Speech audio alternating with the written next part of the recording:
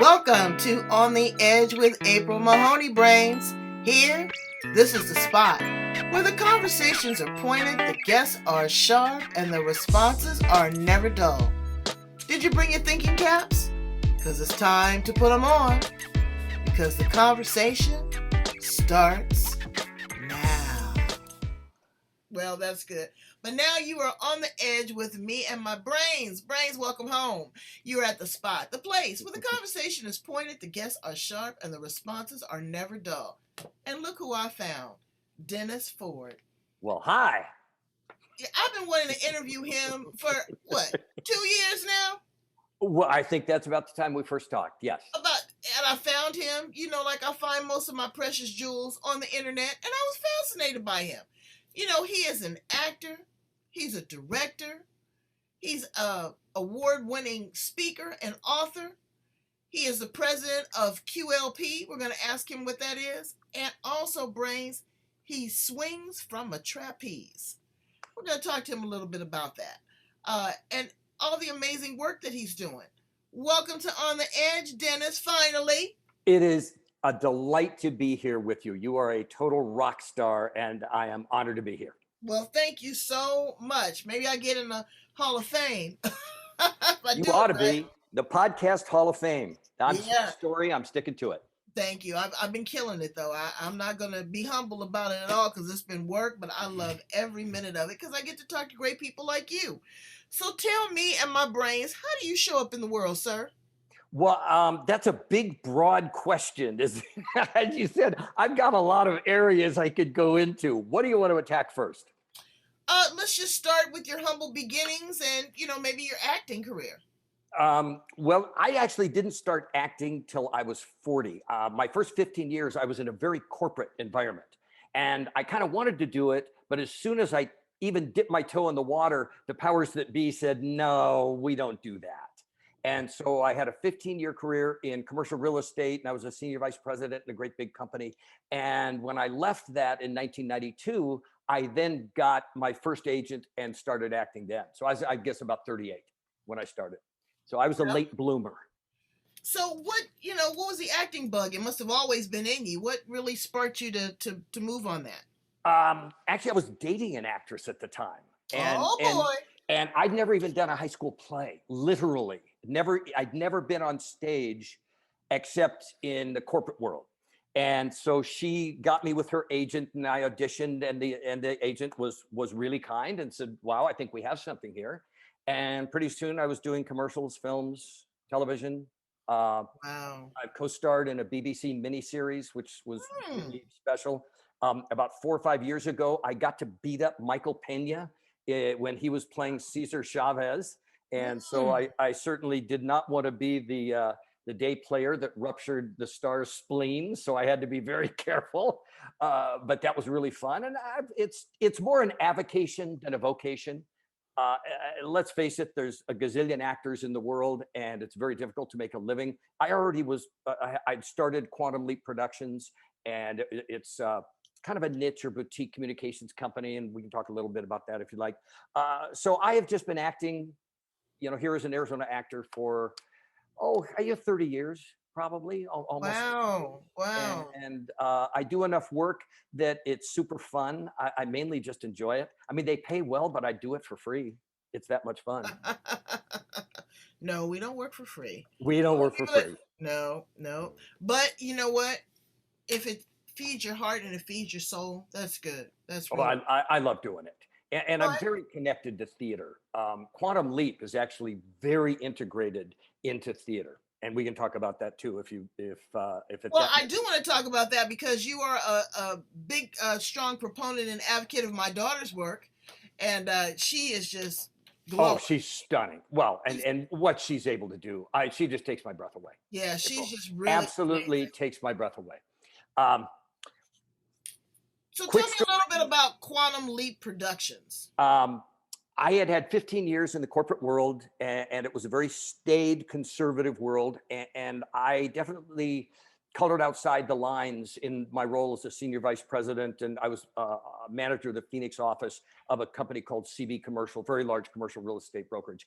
And I'd had all the fun that I could stand, and I just wanted to get out and do something more creative. So I started a Quantum Leap Productions, a creative messaging company for the corporate world, because I got the corporate world. I spent 15 years there. Mm-hmm. But the real catalyst, April, was that I would go to these big meetings that CB would spend a fortune on. I mean, millions of dollars, 1,000 people from all over the country. The lights would go down, and the set's beautiful, and the room is beautiful. And then someone stands up on stage and PowerPoint slides come up. You can see by the demographics of the East Coast, things have changed significantly over the last 24 months. Now, if you go up to number 60, subsection 9, you'll see, well, you can't really read it, but if you could read it, it would say, and I just thought, this is a waste. They spent all this money, got all these people into a room, and it's not that the message was bad, but the delivery was horrific. And so I decided I'm going to start a company that won't change the message, but will radically change the delivery. So in that scenario, Senior VP of Sales is up there. It's the holy grail of information. This is the stuff that leadership has poured over, that the 500 people or 1,000 people in the meeting, they've got to get this. They got to embrace it. They've got to believe in it. They've got to go do it. Happens every day, except during COVID. Happens every day in live meetings, big corporate meetings all across America. So I'll dig into that stuff. So I won't change the information. I might cull it down. I might say to leadership, you know, you've got 60 things here. Let's make it 6 instead. And those are the things that we're really going to try and behaviorally change or improve. Right. Because then you have to create, I've worked in television as well, and you've got to create an ambiance. You know, you've got to have a buy-in. Absolutely. Well, and that's a perfect segue. Yeah. And if you don't have the buy-in, and people are not going to enact on it, and, you know, like you said, it's a waste. So our solution might be that instead of the Senior VP of Sales or marketing up there with PowerPoint slides, all of this information is delivered in an all original musical comedy. Cast of 8, live band, 6 production numbers, fully choreographed, 60-page. Oh, come on. Based on the fact that we remember plays, films, and stories for years, for decades. We don't remember a speech for 5 minutes because we tune out. Life is story. And this is the secret sauce, and you hit on it. So management's message, 30,000-foot view. The 500 people in the audience, boots on the ground. These are the people who have to implement it. And their BS meters go off really fast. Yeah. When leadership says, we're going to do this and we're going to do that and it's going to be great. And you have 5 people going and not buying it. It turns into 1-800-SNOREFEST. Yes. So what we do is after we interview leadership and I really understand their message, we then interview the audience. And I'll do 20 interviews with people who are in that audience. And this is where the real information comes from. The foibles, the screw ups, you know, the victories, the losses, the triumphs, the things that drive people crazy. So what happens is however I craft the story, and I've written and produced 120 original musical comedies over the years, maybe 130. So what happens, the very first thing is that whatever they consider the hot button, that's what they see on stage, and we slay the sacred cow. And now that 500 people is going, well, yeah, that's what I think. Now we've got them, April. Now whatever's in their minds, they see that on stage. And now so the story itself, it's not about management's message. It's about the people in the room, their lives, their challenges, what they do, how they do it, and their triumphs. Then management's message becomes a solution in the context of a story.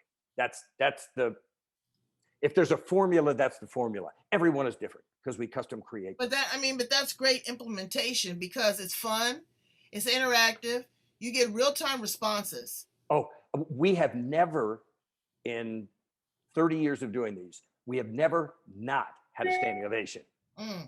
And sometimes we've done this for audiences that came loaded for bear. Wow. These are audiences who walked in going, oh, this is bad. Good. Yeah, this is bad. This is what's going to happen. And I'm not saying we change the world, but we can certainly change attitudes in that minute. And it's by being very empathetic. And you hit it a while ago when you said you have to honor the audience. You have to show them that you have empathy and understand them. And so often corporate leadership doesn't. And that even led to the book. That very precept led to the creation of the book a few years ago. But so we're a full service video messaging company, and we also do live productions, and that's what Quantum Leap does. Well, that sounds like a lot of fun. Great segue. Let's talk about the book, because you are still, you re-release it and you just climb to the top of the charts. I am absolutely dazzled that my 4-year-old book hit #1 bestseller 4 weeks ago. Again, on Amazon. Where is it? Let me see. Oh, this is the book. Monetize your culture. Really? Wait a minute. I couldn't see the bottom. I'll put it right there. It's got a little glare to it. It says, create a passionate, committed workforce that actually increases your bottom line and costs you nothing. All right. So where'd you get the pixie dust? Tell us about that. Oh, okay. The pixie dust. Well, for me to do what Quantum Leap does, I've sat in hundreds of high-level leadership meetings. In other words, that's where I get that holy grail of information. And over the years, I saw this chronic disconnect that leadership had with their own people. Perfect example, and I won't use the name. A major bank, top 20 Fortune 500, maybe top 10. And I'm with their senior people, and they're talking about their messaging and what they're going to do and what's really important. And then at some point, they actually started denigrating their own employees. All our salespeople are a bunch of damn prima donnas, and they don't know how good they've got it. In our back shop, they have no sense of immediacy. They don't get it. And damn it, nobody gives good customer service. So they're kind of kvetching and complaining about their own culture without realizing they are the culture. Culture. This is a cornerstone of my whole philosophy in speaking and the book and culture consulting is that no culture in the history of ever started with a downline employee, worked its way up to a CEO who said, oh, okay, that's pretty cool. That's the company we'll be. Said no CEO ever. It always starts, a company culture, at the top, the CEO and the C-suite team, and it matriculates downward through the organization as a set of beliefs and behaviors, attitudes, and expectations. So years of spreadsheets, because it's the bottom line is the dollars and cents. Well, it is, but what I've actually done, and the reason I called it Monetize Your Culture, is I have affixed a dollar value to a culture of respect, appreciation, trust, and empathy. I've literally taken it from the realm of feel good to the realm of do this because you're going to be much more productive and make a lot more money. Now, I happen to mention this to a dear friend of mine who actually I met flying trapeze. We would go to the same coach in Los Angeles. And I knew her a couple of years. I knew she was a high-level business coach, had a company in San Diego. So I had an idea about this culture stuff. Well, do you know Allison Maslin? Did we ever talk about this? No, but because are you in San Diego? Absolutely. Okay, you need to know Allison Maslin. She is a business juggernaut. The name of her group is Pinnacle, and oh my gosh, she's got I don't know how many companies who have joined her in this ongoing mentorship of her and her team. So anyway, I sent her some ideas I had about culture. Think maybe we can work together. I swear, literally, this happened, April. She gets back to me and says, no, we're not going to work together. And I laughed. She said, what you're going to do is you're going to write a book. This is really important. I thought it was the nicest brush off a friend could ever give another. You go write that book, little mister. You go away and you go write your book. And so she actually got back to me a few weeks later and said, are you writing a book? And I said, no, this is about 4 years ago. And I said, no. And she said, okay, here's the deal. There's a seminar, starts next week. It's here in San Diego. It demystifies writing a book. You're going. And she arranged for me to go to the seminar.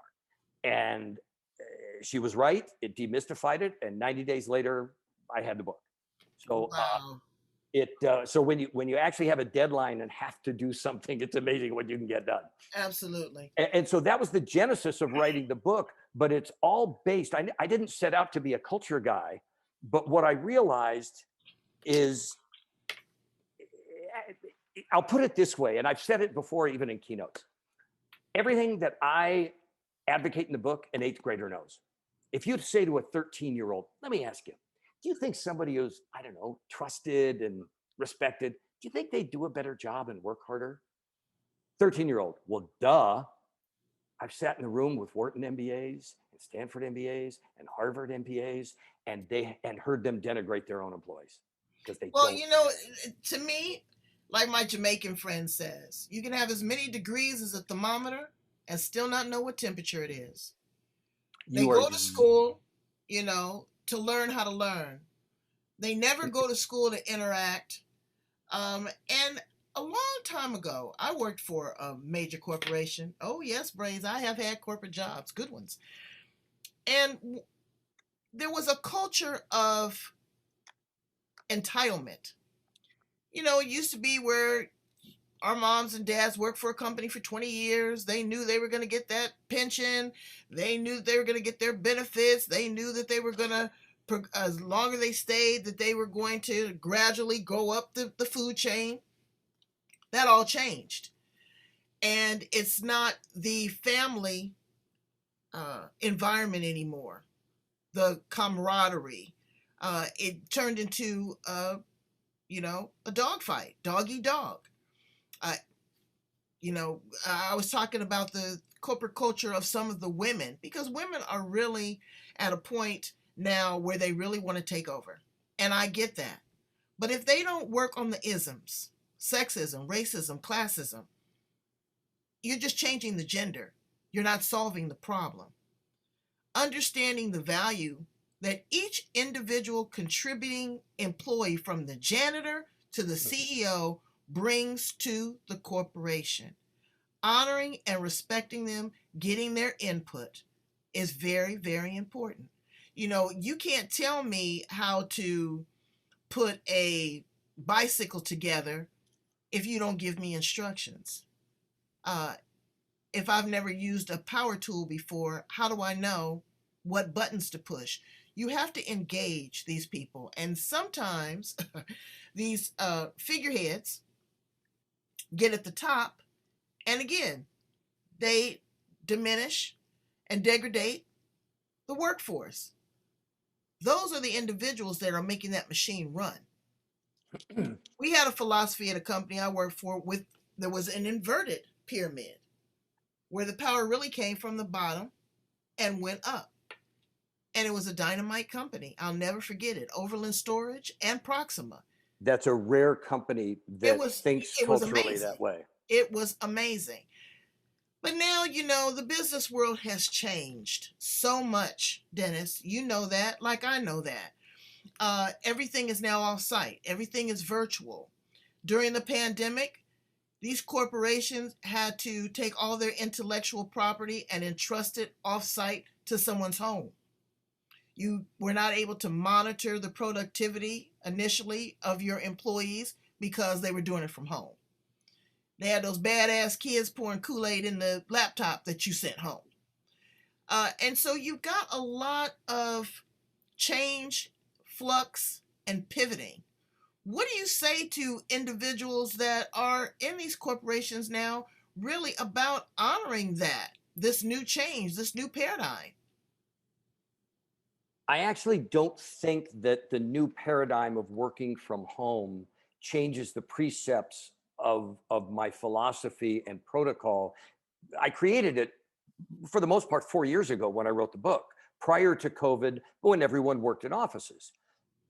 Yes, there's a great number of the workforce now working at home, and it does make developing a cohesive culture more difficult, because you and I would have a different electricity with one another and presence if I was sitting across from your desk and not looking at you on a screen. Now, we're both very open and demonstrative people, so we can make this work a little more effectively than many. But I'll sort of revert back to some precepts and facts about business culture in America. 87% of the American workforce is unengaged and unhappy. That's a fact. It comes from Gallup. And what's interesting is that 4 years ago, when I did research to write the book, you know what the percentage was? Mm-mm. 87%. Mm. Needle has not moved a bit. Now, I did some research recently because I'm actually delving into the Great Resignation.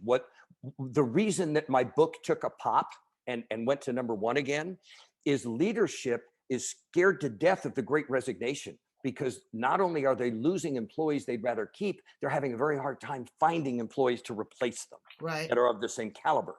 And so with that, PricewaterhouseCoopers did a study.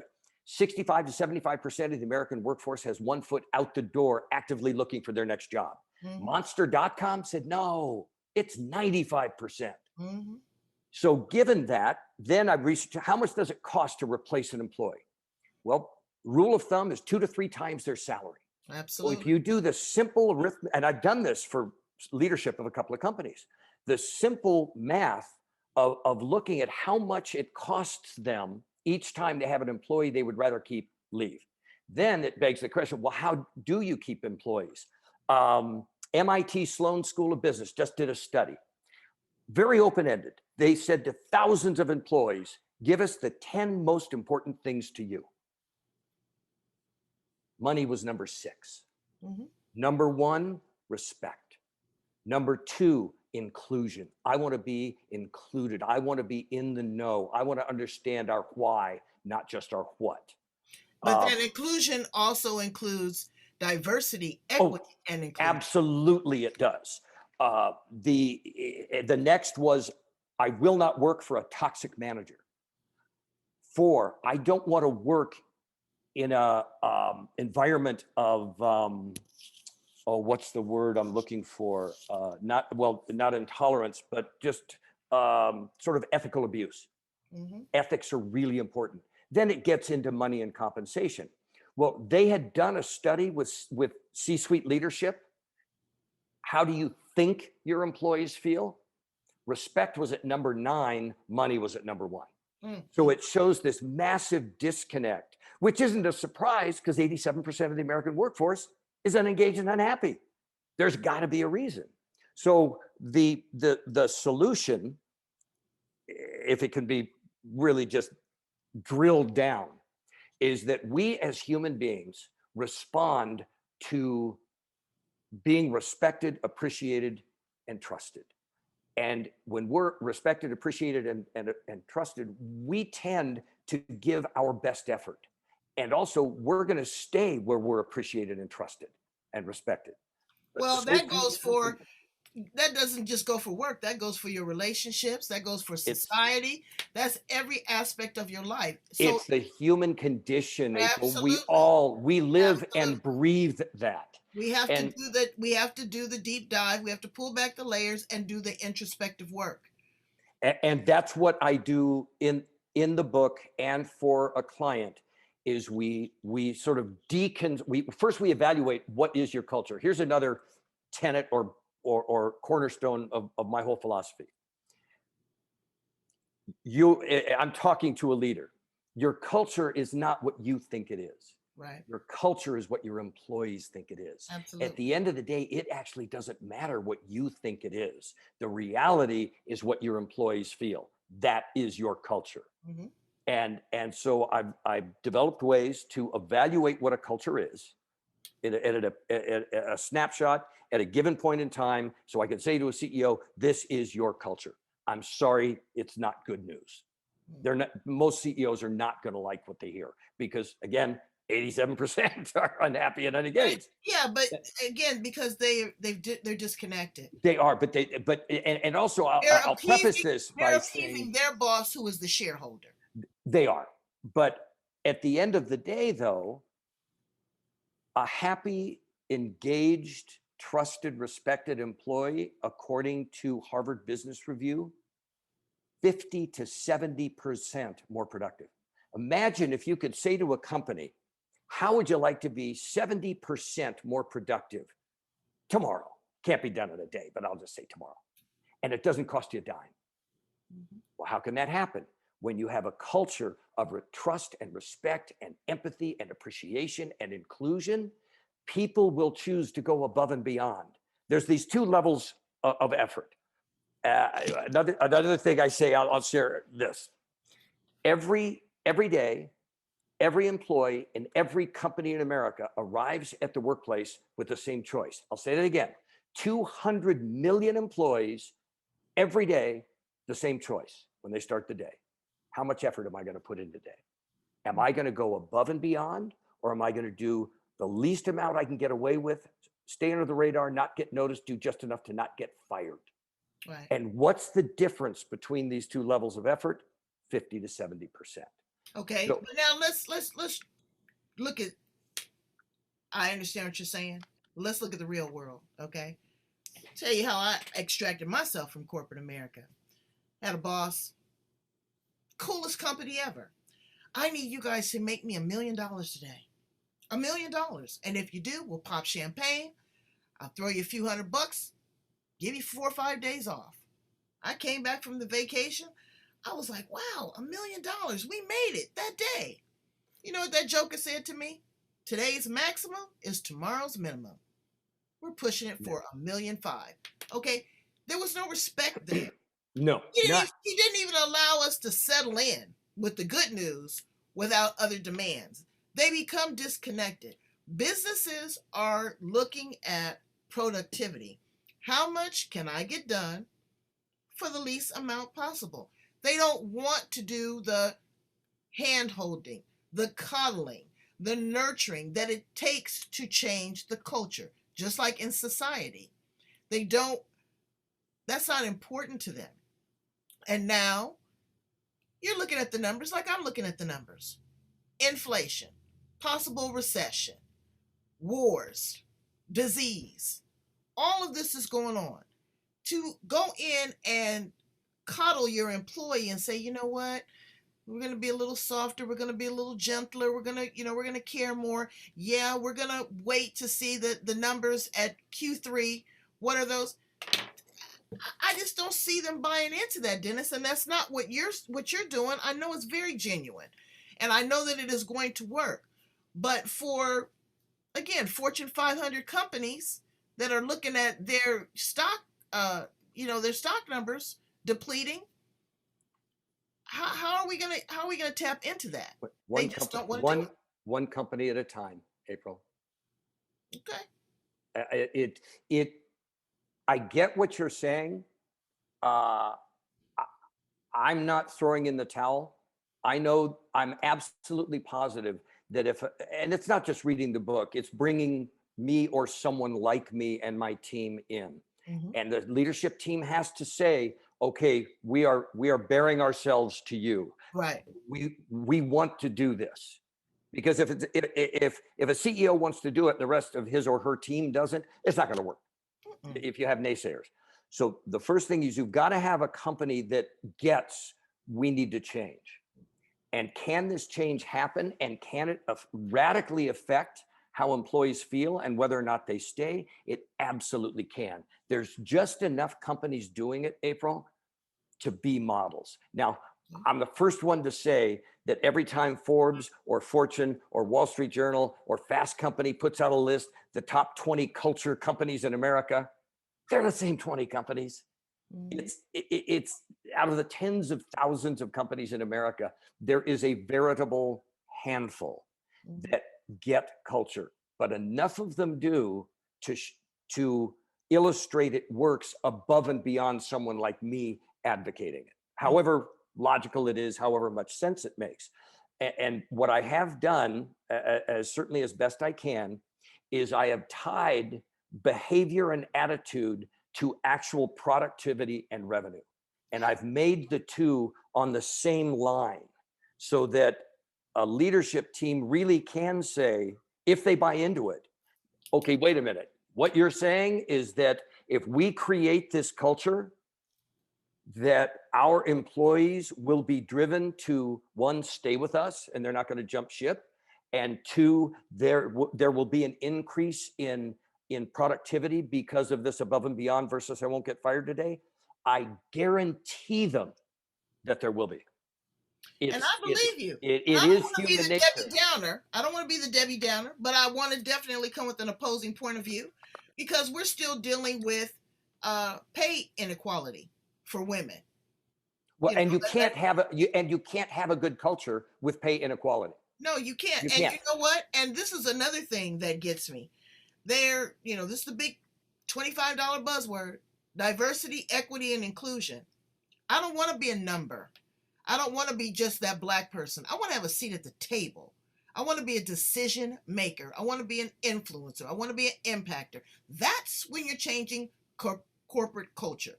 Be it women, be it men, be it straight, be it gay, whatever. It's all inclusive. So there's a lot of turning over the soil. It's a lot of But wouldn't you cultivating the agree, soil. though? You and I've been around a while. I've been around longer than you have, I'm sure. Um, All right, I'm going to let but you own that. uh, uh, uh, but it's certainly better now than it was 30 years ago in Uh, terms of okay, acceptance of not only roles in gender, but roles in sexual orientation, and you know what? it's certainly better than it was.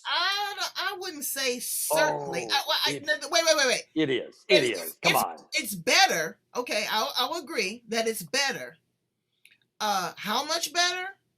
I think that it's just disguised in a different kind of way.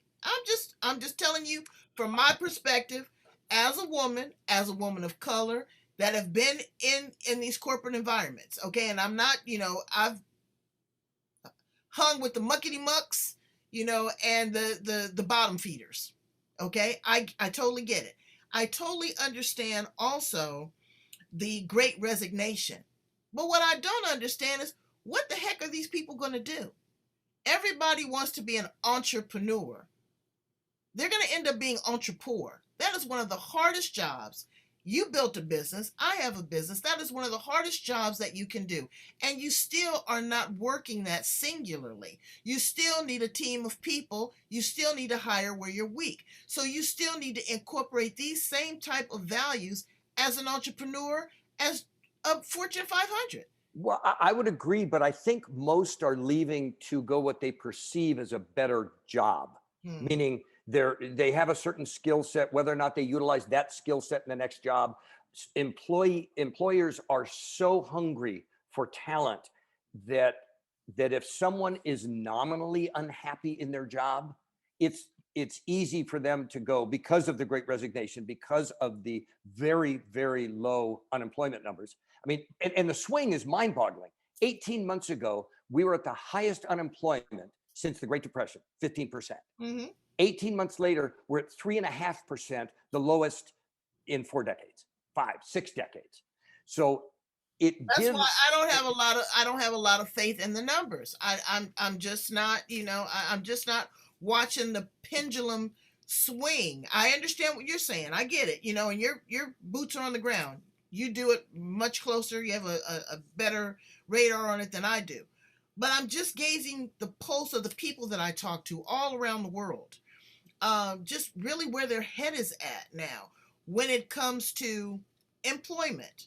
Well, I respectfully call them W-2 employees. There's nothing wrong with going into a company, being that independent contributor, making a difference. It used to be where you really cared about, you were working at Ford and you really cared about the machines, the machine that you were putting out on the road, these vehicles, or you were working at Goodyear and you were making the tires and all that. Do you find that the employees, let's switch it up, really um, want to invest that much? I was reading an article in the Wall Street Journal that said on the average, even beyond the great resignation, if you stay with a company anywhere between 5 and 8 years, you're winning. So, what is the employee's perspective on really being there, building a strong organization? It all comes back, and you agreed that as human beings, we respond very consistently to being appreciated, trusted, shown empathy, shown honesty, all of those things that we've talked about again and again today. That the perception that, oh, I'll throw some money at it, or 24-hour a day food, or a coffee, a barista in the lobby that employees can get coffee, or nap pods, or foosball tables, and you can go on and on. None of that is culture. That's stuff. And it's Right. fun stuff. But Right. in and of itself, it's almost meaningless. That if a company allows, for instance, toxic employees to stay, if there's toxic managers, well, now she's a top performer, or he's our biggest salesperson. We got to keep him. No, you don't. What a truly culture-driven CEO and leadership team will do is say, I'm sorry, if you're not going to buy into this culture that we're creating based on appreciation, trust, and respect, you got to go. I don't care what you make. You're Mhm. gone. And then other employees go, wow, that's the real deal. What I promise CEOs is if they do that, they will have employees coming out of the woodwork thanking them because they were too afraid to actually say something because they were a manager or they knew the senior VP, and there's just a dynamic, and I'll call it the euphemism of the old boys club, good old boys. Mhm. Yeah, it happens, and it can create a very toxic environment. So the openness that you're talking about, the inclusion, it has to be sincere Mhm. or it won't work. Tony Hsieh at Zappos, uh, he actually wrote a book as this. Here he's CEO of this juggernaut growth company, and it's called Delivering Happiness. Had nothing to do with the customer. It was all about delivering happiness to employees. When they had a job opening, they'd get 1,000 applicants for a warehouse job. It's not because 1,000 people wanted to work in a warehouse. They just wanted to be at Zappos. They'd heard about it. They'd gone on Yelp. They'd gone on Glassdoor. And it was just a buzz. This is a great place to work. And employees find you. And I advocate that that's absolutely doable. And actually, it's building an intentional culture. And it's Okay. So now exactly my process. let's talk about the culture of the millennial. Totally different beast. You say the stuff. I've been to Google. and, I with you. and the stuff is all good. Okay. It, You got a ping pong table. You can work from the cafeteria. You got a masseuse. The stuff is valuable. Their mindset is different. The way that they compute, the way that they think, they don't want a cubicle. They want to be able to work from their phone. They want to be able to work in a tiny house, drive a smart car. You know, their mindset is different. It has shifted. What do you say to that group? I'm going to go very counter to what you just said, because Okay. what I believe is nearly the diametric opposite of that. Hmm. Absolutely, they're different. They're better at technology and they have different expectations and they listen to different music. And the way I talk about it in my keynote is I say this, and I actually utilize video, but I started flying trapeze at 56 years old. I'm now 68. My catcher's 23 years old. We cannot be farther apart as a generation. I mean, good God, I'm 43 years older than he is. We share everything, profound things, exactly the same. Trust, achievement. I inspire him. He inspires me. And I'll go back to trust. He trusts I'm not going to come off the bar early and smash into him. I trust I turn it around on a blind trick. He's going to be there. We have this level of involvement in one another's lives that transcends all generation because it is based on respect and trust and appreciation. So my belief in this is that you're exactly right. Yes, generations are different and there may be accommodations, but the bedrock from a human nature standpoint is that a 25-year-old responds the same way to being trusted and respected and included as someone my age, as a boomer. You know And what if they I don't don't, mind? and if they don't, it's a bad hire. They're the wrong person. Right. And I get that. And millennials, I love you. Absolutely. Work ethic is different.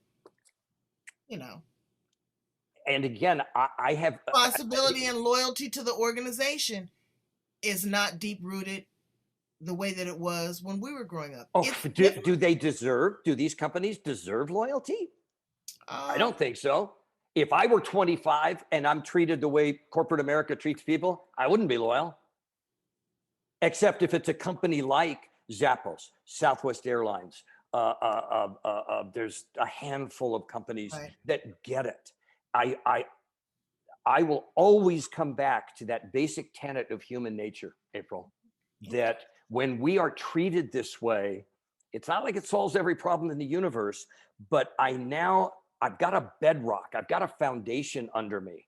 And do I make different accommodations as I look at a Gen Z 23-year-old versus a millennial 40-year-old versus a boomer 60 years old or 58 or 65?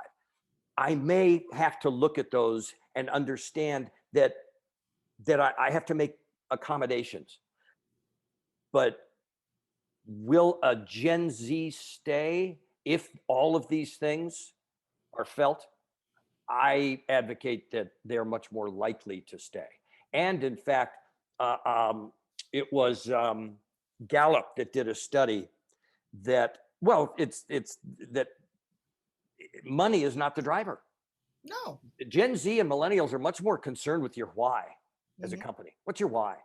Why are we doing this? If it's put this cog in this hole 300 times a day, why?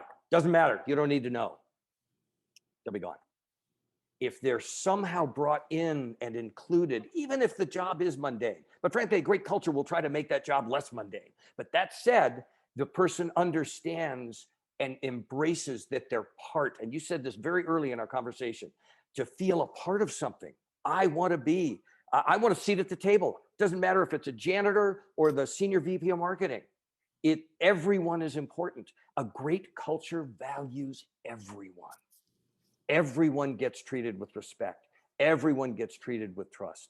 And there's a profound and genuine inclusiveness that transcends what most companies do. I would advocate that most companies don't deserve commitment from their employees, because they don't. If I don't get commitment, I'm not going to give commitment. One of the things that I say quite often is that part of the human condition is that we respond to life in general as to how we are treated. Absolutely. And we will return that. So when I am treated with all the things we've talked about, I won't go through the litany again. Right. But when I'm treated that way, and I'm compensated fairly or well, right, and every day I go to work is like, yeah, it's kind of a cool place. Yeah. And again, it's not foosball. Foosball's great. If you have all of that Google stuff on top of a great culture, you're greatest company in the world. But I mean, but all of that stuff by itself, right? Window dressing. Absolutely. And people will not commit. People will not be committed. And so this is we've gone for a short interview. We've gone pretty deep in the weeds on this, and I thank you for that, because we've gone down the rabbit hole a little bit. Oh, yeah. And that's a good place to go with this. It is, but and that's what sparks change, is being open to dialogue and having the conversation. And it's got to start one company at a time. It's been, the old boys school of my way or the highway. But those individuals are moving out. I mean, and not to get political, but you look at our political situation right now. You're seeing that all of these young millennials and Generation Z are really concerned about guns and their safety and the water, all of these things. It's going to be a massive movement, and they're going to be moving these old fuddy-duddies right on out. These people that have had a seat, they're so ingrained, it's unbelievable. And then what's going to happen is going to be a culture shock again, because my age, maybe 40s, they're not used to that. They're not used to this dialogue. They're not used to that mindset. So we also have to prepare ourselves for this shift, okay? Because again, like you said, it's not like it used to be. They want to be swinging from a trapeze. They want to be flying high. And that's what I want to talk about now. I want to talk about you flying high. How in the world did you start swinging on a trapeze? It was absolutely by accident. I had not spent a life wishing that I could be a circus performer. I actually went to a Club Med And here's this huge trapeze rig. And I happened to say, and this is, I said, that's trapeze, you can do it. And I kind of went, get out, I can do that.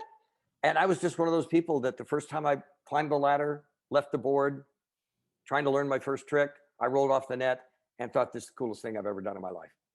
I got to keep doing this. So I found a place where I could train. And that was about, well, 11 or 12 years ago now. And first it was once a week, and then twice a week, and then 3 times a week. And so I am probably a little more aggressive with it than many people who learn to fly. Almost everyone who starts trapeze, well, everyone who starts trapeze, you're belayed in a safety belt. It's actually really dangerous without it. You have a net, but imagine falling 2 stories into a trampoline. If you fall badly, you can really, really, truly hurt yourself. Well, I want to talk to you a little bit about that, but I want to interject. You know, my first experience with trapeze. What was that movie with Tony Curtis? It's iconic and absolutely inaccurate in so many ways. But I'm telling you, I could binge on it. I could watch it over and over and over. And here's some fun facts. Did you know Burt Reynolds had worked in a circus? He did all of his own flying in that movie. Really? He was the catcher. He caught. Really? Now, Tony Curtis was a professional, his double was a professional trapeze artist. And Gina Lollobrigida, her double was a professional flyer.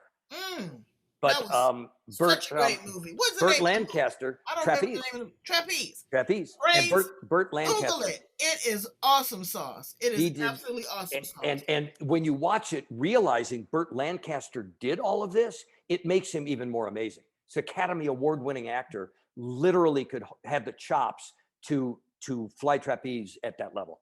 Amazing. Just amazing. Well, I think that, and it's kind of sexy too. I like to see those men in those little tight pants and a little wife beater. I've got more pairs of neon tights. You'd have a laugh. But there are some of us who then want to fly more and more, and when the time's right, we take the safety belt off, and then we fly out of safety lines. It's a lot edgier, but that's the pure side of flying. And it's a fairly small number of recreational flyers that ever fly. I don't know how deep you want to go into this, but you had an accident. You had a surgery. I did. You had a surgery, and I was following you. You know, I was your bestie. How you doing, Dennis? You know, I remember you did.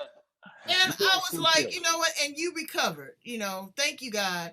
And you're back flying again. Were you nervous? Oh, the first couple of times, sure.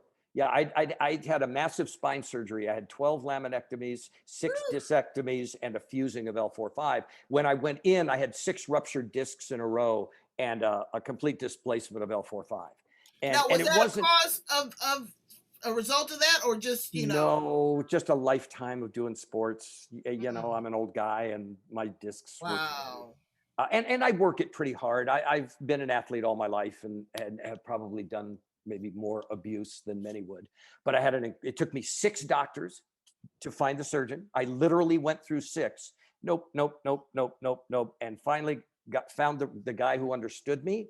And he said, yeah, we can fix you up and you'll fly again. I had my first doctor, not a neurologist, what do you call the surgeon? Neurosurgeon. Neurosurgeon. And he looked at me when I said, well, my goal is to come back and fly trapeze. He goes, no, that's stupid. Why would you? No. He said, you're going to be lucky if you can walk without pain. That's my goal. And he said, you shouldn't be doing it now. At the time, I think I was 65. He said, you shouldn't be doing it now. And I went, wow, are you not my doctor? Found the right doctor. He had the right attitude. He did the fix. And my comeback season, I did everything I'd ever done on trapeze, plus some, absolutely pain-free. And so it is an absolute 100% recovery. And I do get that I'm really fortunate in that. Yes, you are. Many people have spine surgery. Not a dream catcher, not a dream crusher. What are those awards back there on that shelf?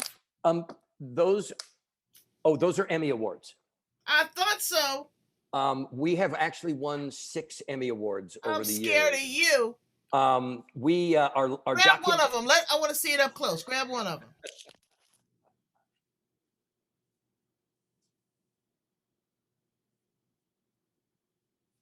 Bravo. Bravo. Here we go. Wait a minute. April, meet Emmy. Hey, Emmy. Emmy, I've been in the audience and I've been able to stroke her. Maybe they'll have one for podcasting. they should. About once a year or once every 2 years, we actually make a documentary film. So most of the time we're doing corporate videos, 90-second, 2-minute videos, lives on websites and social marketing or social media. And that's what Quantum Leap does. But we do documentary films, and this was for this last year we won best film. Christy, one of our producers, won best director, and we won for best technical achievement. So we won 3 Emmys with our last documentary. And the year before, we had actually won best film in historical documentaries. Wow. So we like to mix it up.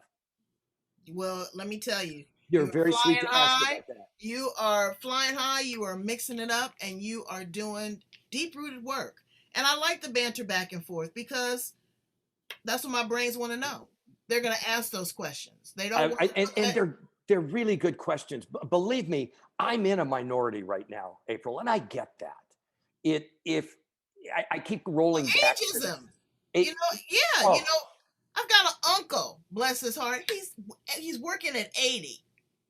I'm like, dude, now he didn't plan. Well, the ex-wife unplanned the plan, but still. But I get ageism. I mean, I'm well into my 60s. My resume doesn't matter. There's no company in America that would hire me, no matter how qualified I am, no matter how energetic I am.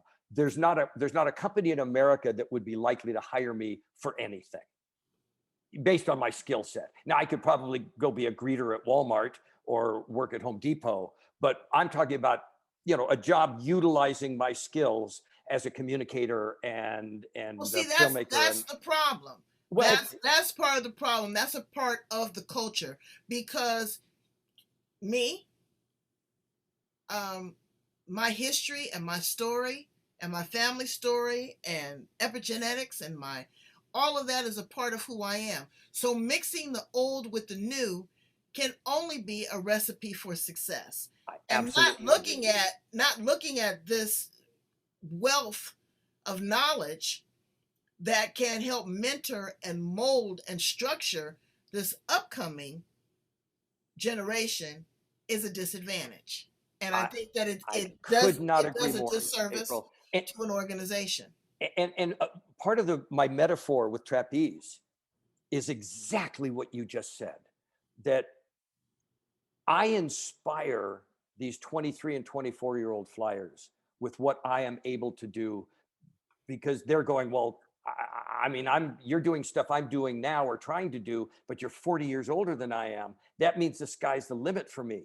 I am completely inspired by their courage and tenacity and skills and heart and drive and all of those uber positive things that we say about people when they're exceptional. Mm-hmm. So we've got this passion and trust and a feeling of utter support for one another in that environment.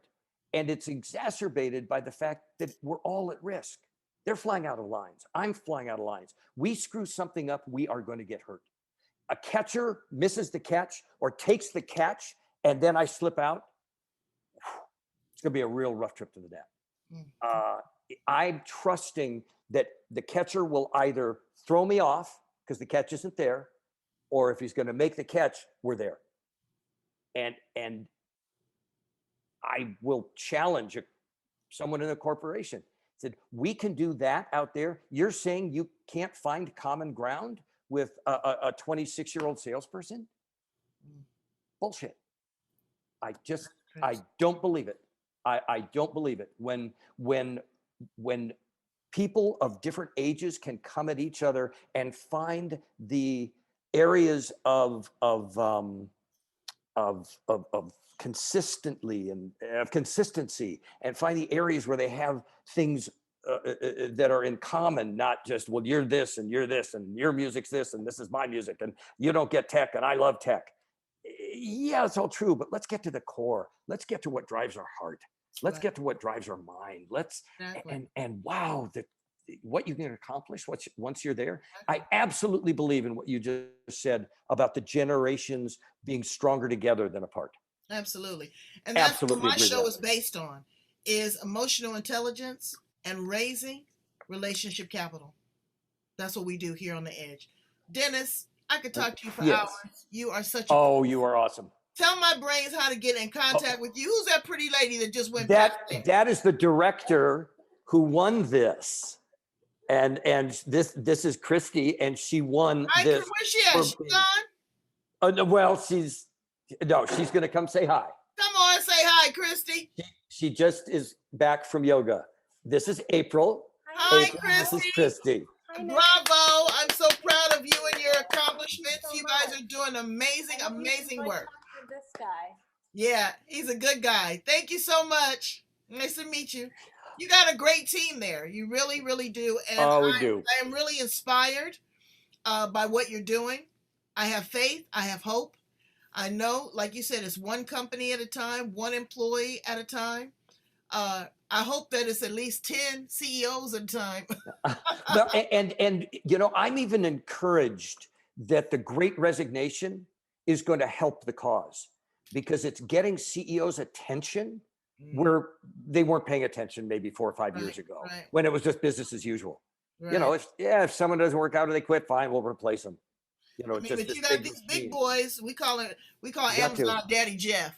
You got Daddy Jeff, and you got the Walmarts, and you got the Teslas. All of these people, Virgin Airlines, these people are going to the moon. They're creating the next wave of technology. And I really believe that if we don't get in line, we're going to get left behind. Well, so I'm looking forward to. And you mentioned Virgin. I didn't mention them. Branson, rock star, cultural rock star. And he's loves an entrepreneur. I'm on his list now. I'm trying to get an interview with him so bad. And him, and you look at Shaq. You look at people that are really LeBron, that are really they've made their money, they're stepping outside of their comfort zone, and they're creating a culture of change. So they're going to change the world. Change is going to come. We wrote a song about it. I absolutely agree. And the more, this is awful for me to say, but the more of me that die off, the better. Meaning that old white guys in their 60s have been running America for a really long time. And but you know what? And I'm not really down on that. All I want them to do is to include the beauty and the brilliance of us, everybody included. I do too. But now I'm gonna play realist. You were playing realist earlier. There's a lot of these guys, and I've been with them, April, and so have you. They're not going to change. They're just not. And so what we have to do is wait them out. Right. Until you know better, you can't do better. I agree. But I think that I will work much more effectively with a 45 or 50-year-old CEO, 35, 40, 45, 50, than a 65-year-old CEO, unless they're really exceptional and very open. Come over to our team, because we're open, women,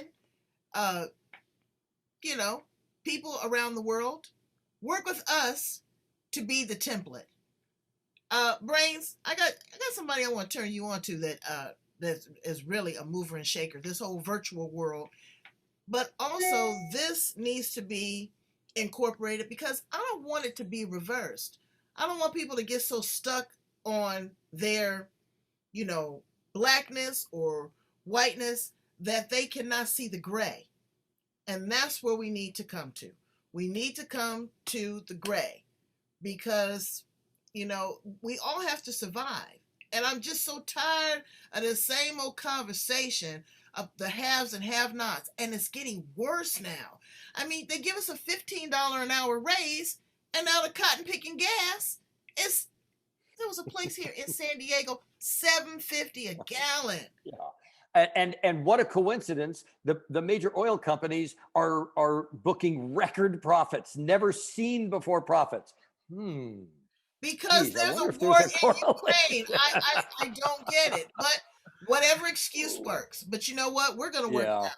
And it again, it takes people like you and I having these type of conversations, open, honestly. We can agree to disagree, but that's how we learn. That's how we work through it. And Brains, run out and get a copy of Dennis's book, and watch one of his award-winning documentaries. Tell him how to get in contact with you, sir. Well, the best way to get in contact with me is just my email. It is Dennis, Dennis, at QLPnow.com. A very simple email. So I don't know if how we can do this. I can't put it up on the screen, but just Dennis at QLPnow.com. Oh, And I respond to every all email. over the place. I respond to every email. Now, did you want to see some trapeze?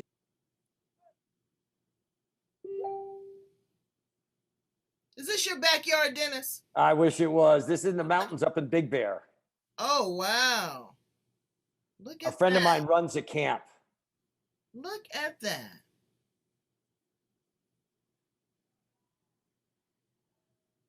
How does that feel? Is that exhilarating?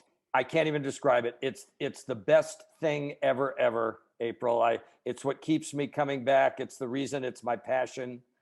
I'm gonna just jump this here to about here. Now, here's some different tricks. Is that some kids there with you in the camp as well? Now this is my home rig. Now this is here in Arizona. Wow. Actually, I'm going to make this screen a little smaller. This is different. So here's like 2 or 3 different tricks. On my 65th birthday, I decided to throw every trick I could in the same day.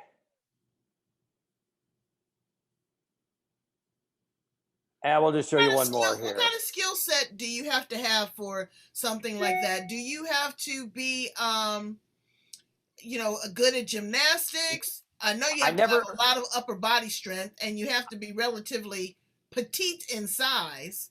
All of those help, but I was never a gymnast. I'm certainly not petite. It's mainly it's core strength.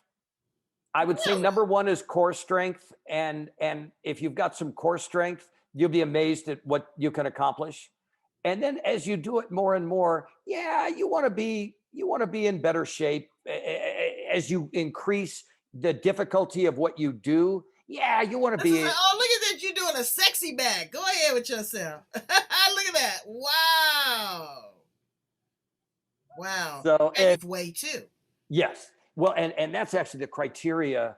A coach won't let you go out of safety lines until you can show that you can consistently land safely. Because otherwise, the liability is just too great. They would lose their rig. Someone literally breaks their neck, they're done. So you have to. I mean, they're done. Who run the rig? They're going to be out of business. So the coaches tend to be very discerning before they will let a recreational flyer or any flyer fly out of safety lines. And you have to really show them that they can do exactly what you just said, land safely.